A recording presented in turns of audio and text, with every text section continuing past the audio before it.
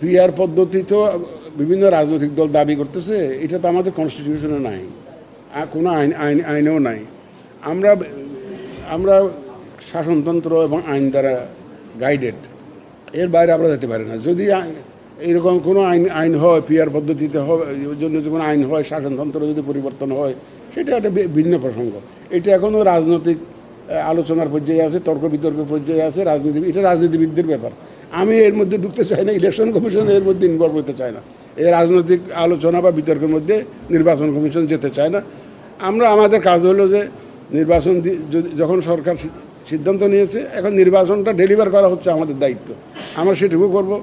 যদি আইন চেঞ্জ পরিবর্তন হয়, শাসনতন্ত্র পরিবর্তন হয়, এই ধরনের কোনো আইন আসে, তো সেটা ভিন্ন ব্যাপার। যেটা আমরা ওই রাজনৈতিক কোনো বিতর্কের মধ্যে আমরা যেতে চাই না। যারা স্বপ্রণোদিত হয়ে নিজের একদম স্ব উদ্যোগে ভোট জালিয়াতিতে যারা জড়িত ছিল, স্ব উদ্যোগে জড়িত ছিল, তাদেরকে তো অবশ্যই আমরা এই দায়িত্বে রাখবো না। এবং এটা আপনারা যেটুকু চিন্তা করছেন তার চাইতে বেশি সজাগ আছি আমরা। কারণ আমি বিশ্বাস করি, ওই যে সেদিন কোথায় জানি বলেছিলাম যে ভাই কর্তার ইচ্ছে কীর্তন করো, তো তারা দেখে যে কর্তা কোন দিকে যায়। সানবিট সব দিবে সামাল। সানবিট ম্যাজিক প্রেস ডিশওয়াশিং এর মাথা ঘোরানো সলিউশন। আমাদের অফিসাররা জানে যে এখনকার যে নির্বাচন কমিশন, তারা কোনো পক্ষপাতিত্ব করছে না। তারা আইন অনুযায়ী প্রফেশনালি নিউট্রালি কাজ করতে চায়। এবং আমার বিশ্বাস আমার অফিসাররা আগের মতো সেরকম আগে করেছে, যেহেতু আগে চেয়েছে, আগে নির্বাচন কমিশন থেকে অনেকে চেয়েছে, আগে সরকার চেয়েছে।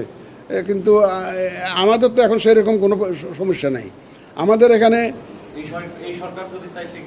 এই সরকার তো এ পর্যন্ত তো চাই নাই, আমাদের বলতে দ্বিধা নাই। যেদিন সরকার চাইবে সেদিন নাসিরউদ্দিন এই চেয়ারে থাকবে না, এটা ধরে রাখেন।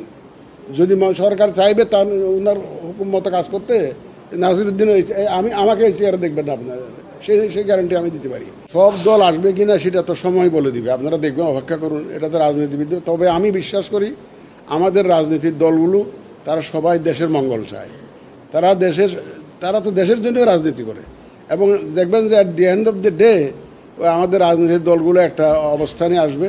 এবং তারা যেহেতু সবাই দেশের মঙ্গল চায়, সবাই দেশপ্রেমিক, সুতরাং তারা একটা অবস্থানে আসবে বলে এটা আমার বিশ্বাস। আর আওয়ামী লীগের তো আপনি যে দলটার কথা আপনি বললেন, সেই দলটার তো রাজনৈতিক কর্মকাণ্ড নিষিদ্ধ। সুতরাং এবং বিচার সম্পন্ন না হওয়া পর্যন্ত, সুতরাং এই যে বিচার জন্য অপেক্ষা করতে হবে আমাদের। বিচারের রায় কী আসে সেটা আমাদেরকে দেখতে হবে।